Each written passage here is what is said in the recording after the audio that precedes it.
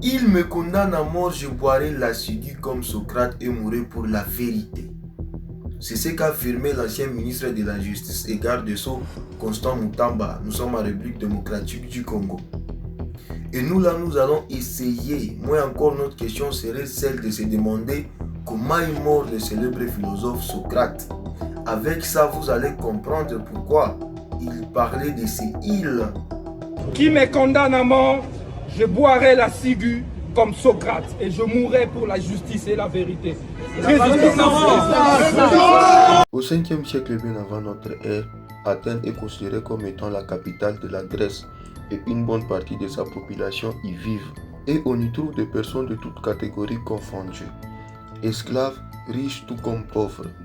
Au 5e et 4e siècle, ils vont perdre des batailles, d'où ils vont chercher à organiser leur appareil judiciaire ainsi que politique et chercher un mode de gestion plus adapté à la réalité.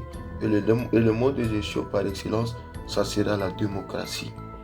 Pour s'y faire, il faudra sacrifier donc certaines têtes qui dérangent, tels que le vieux philosophe et sophiste Socrate, qui a toujours posé des questions existentielles. Contre lui sera dirigé 3 chefs d'accusation. La toute première est celle de corrompre la jeunesse. Deuxièmement, de nier les dieux. Et troisièmement, d'introduire les divinités nouvelles. Il sera alors traîné dans une cour de justice, là, à Athènes. Face à lui, 3 accusateurs. Nous avons Anytos, un homme politique qui veut à tout prix se tailler une place dans la nouvelle société, là où la démocratie y est installée. Un autre, l'orateur Lycon, lui, il n'a rien à voir. Moins encore, il a gardé un dent contre le philosophe Socrate, tout simplement parce que ce dernier aurait humilié un jour son père. Et un autre, le poète Mélétos. Un premier jugement sera fait, les juges seront départagés presque à moitié, donc il sera difficile de les condamner.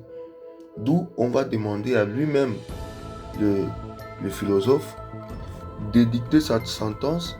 Comme même il avait un bon nombre de ses amis riches, tout ce qu'il pouvait, c'était de demander une amende et que ses amis pouvaient cotiser. Mais non, il n'a pas pu faire ça. Il a demandé à ce qu'il puisse aller siester dans l'un des palais les plus riches de ce temps-là à Athènes, ce qui avait passé comme de l'arrogance. Donc l'affaire sera renvoyée à un deuxième jugement. Quand bien même ces accusateurs demandaient une peine de mort contre le philosophe Socrate. Un deuxième jugement sera rendu, un bon nombre de juges vont se défaire de sa cause. C'est comme ça qu'il sera condamné. Et il était d'un air calme, il ne faisait que dire « Mélétos peut me tuer, mais il ne peut pas me nuire ».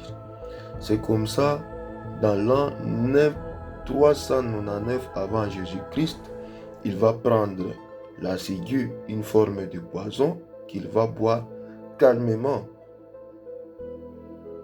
Il échangeait même avec ce bourreau qui le lui ont apporté. Il avait bu, comment tu te sentais? Il répondait comme il faut et à un moment, il a rendu l'âme. C'est comme ça est mort le philosophe Socrate. Merci, n'oubliez pas de vous abonner.